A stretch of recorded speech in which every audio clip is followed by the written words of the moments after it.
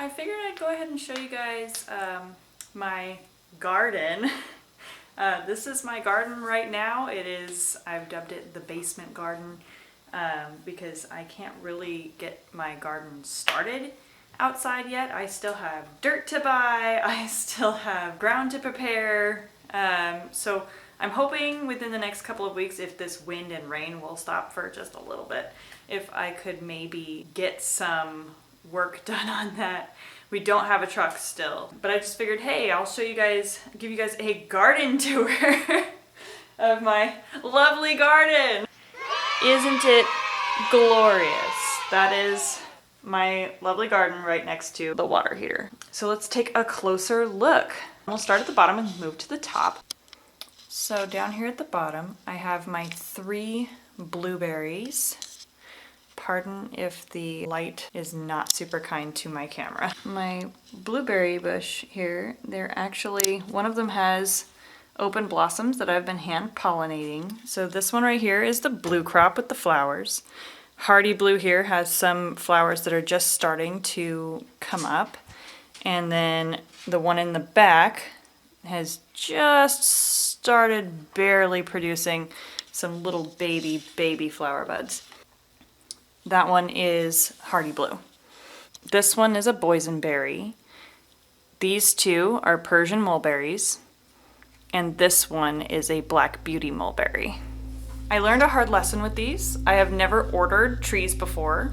And I ordered from Willis Orchards. And I was under the impression by their ordering system where you get to pick what date you want them to be shipped. I was under the impression that I got to pick the date.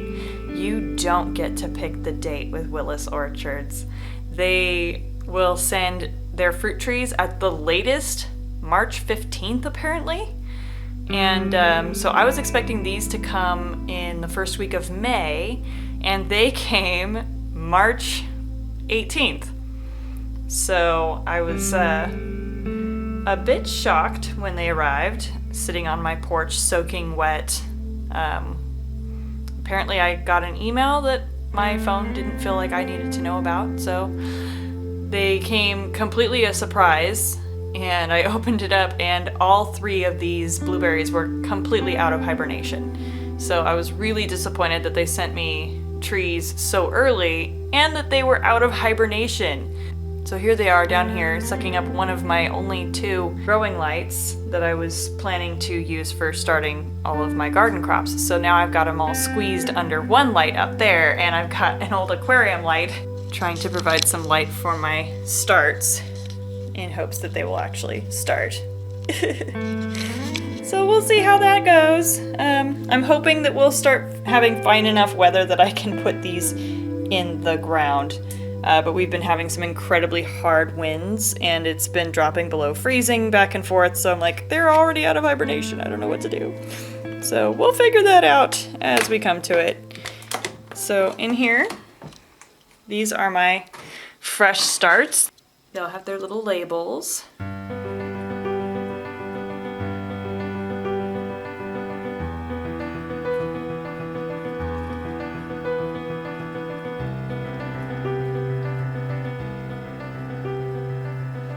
These are Flashy Butter Gem lettuce and Butter Crunch lettuce. Django, why are you eating my dead lavender? It did not survive the move. Your butt. You're such a butt. My little baby plants that are just starting to do well. Hopefully I can keep them that way. This is my first real garden, starting everything from seed. I had a tiny one in Sacramento before we moved. Everything I just grew them out of bags, so hopefully this will be a better enterprise. Oops. I finally got this mullein to start. I've got jigsaw pepper, black pepper, lemon spice, jalapeno, nada-peno, pak choy, Kilimanjaro marigold, zloty lamb, chamomile, German chamomile, Morris collard greens. Those are some purple lady bok choy. And then I've got 3 different echinaceas in here. I have a palladia, a purpura, and somewhere around here, up there it is, a paradox. And I know everybody's all mixed up. I have no system in here at all. Tatsoi greens right here. These are tomatoes. I've got several tomatoes that have started, and I just redid some tomatoes because they didn't come up, and I'm not sure if it's because the seeds are really old. I got the seeds from my mom and sister who are like really avid gardeners, but some of their seeds might have been like a few years old. But here I have blush, Lucky Tiger, Lucky Tigers, mushroom basket, black crim tomatoes. These all 4 came up, so that was exciting. Castuo Fiore tomatoes, I've got 2 of those popped up. My Roman broccoli, Robert cauliflower, DeJacy cauliflower, if I'm saying it wrong, sorry. Oh right, here's a couple more tomatoes. Couple more tomatoes that sneaked past. Nature's Riddle and Amethyst Cream cherry tomatoes. I am not a huge cherry tomato fan, but holy cow, these Amethyst Cream ones are so good. They're a dessert. Like, they're so sweet and tasty. These are green onions that I skipped over. Some cute little green onions. My peas are probably growing the fastest out of anything. I probably could have waited to start them. But I have my Tom Thumb peas and Sugar Daddy peas, giant leeks, a couple different kinds of giant leeks. I have some nice little cosmos flowers over here. The rubinato, I only got 1 to pop up, so, you know, hopefully it does well and I can get some fresh seeds for it. Down here, this is my arugula bed. I'm growing a lot of arugula because I have bearded dragons and they actually really enjoy arugula, and it's something that they can eat regularly. So I have a lot of arugula starting. These little tiny ones, they're kind of strewn throughout. I've got some little babies. This one and this one and this one. There's little teeny ones, they're starting to pop up. Those are dragon's tongue arugula. So we'll see how the dragons like those ones, and I mean, if they don't like them, I'll eat them, so. Either way, they're gonna get enjoyed. My asparagus is finally coming up in this one. My other asparagus is down in here. Look at it go. So I figured I might as well just show you guys the rest of my indoor plants that I've got going on right now. Since most of them are in fact garden or produce. So this guy, hello my grapes. This is the best place I could keep the grapes to keep the cats from chewing on it, because Django is a insatiable plant chewer. This is my domesticated house pineapple. It is going to spend half of the year in the house and half of the year outside. The idea is, you know, hopefully to get pineapples out of it. So it's been doing really well. It has taken root and you can see all these fresh new leaves growing. Apparently the old leaves dying off is a normal part of the process, but all of these brand new baby leaves give me hope that this is actually, in a couple of years, going to give us some delicious pineapples. So woo! These are my dragon fruit plants. As you can see, they've been getting a little spindly. They did not enjoy the move. We moved in winter, so it's not the best time for them. We've got a little bit of frostbite damage on a couple of them, and we've got some really skinny, sad little branches going on. Just from stress and lack of light, because they haven't been always kept in the best places. But we can see by this new leaf that's nice and broad. It's got a little curl to it, but you know, that's okay. We're getting water. But you can see by the broadness of that leaf that it is much happier sitting in this window than it was at our house that we were renting in Cedar Rapids. Like, it had nowhere to get proper light in that house. And as you can see by these sad branches, I may end up chopping them, but they might be really good for grafting, so I'll just keep them for now and see how they do. This one is Halley's Comet. Halley's Comet is a deep red fleshed dragon fruit. So the inside of it is going to be like a deep, almost purple red, and it's supposed to have kind of a grapey flavor. The one on this side is Sugar Dragon, which the whole reason I got a Sugar Dragon is because it can pollinate anyone, because I have 2 mystery varieties in here. So if they're incompatible with pollinating each other, I can have somebody who's going to pollinate everyone. So this is the Sugar Dragon, who's been growing in a really nice straight line. Look at that. Sugar Dragon is really, really sweet. It has a score of like 18 on the Brix scale, which is like really high.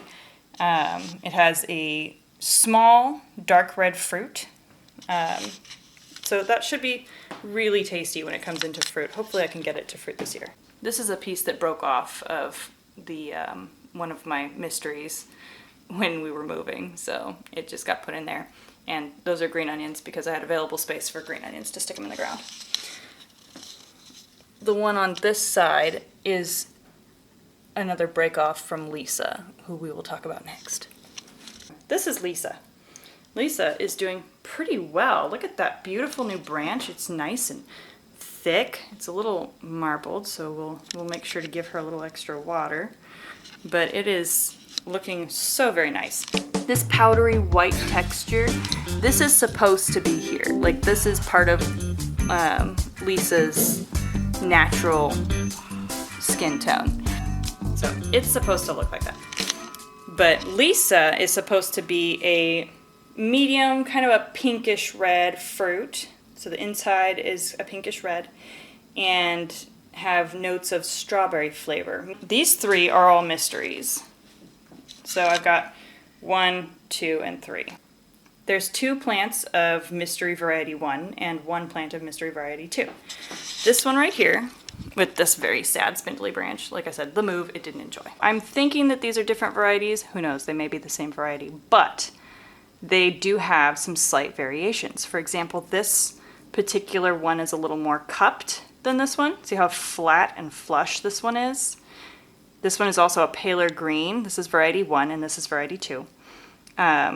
This is a paler green. It has really shallow, long waves, whereas this one over here has much closer, sharper waves. So I'm thinking that they're separate varieties. Even so, we may never actually know exactly what their variety is, but we will know, hey, it's white flesh or red flesh when we can eventually get it to fruit. It has flowered at my mom's house, not this particular plant, but the mother plant that my mom has at her house.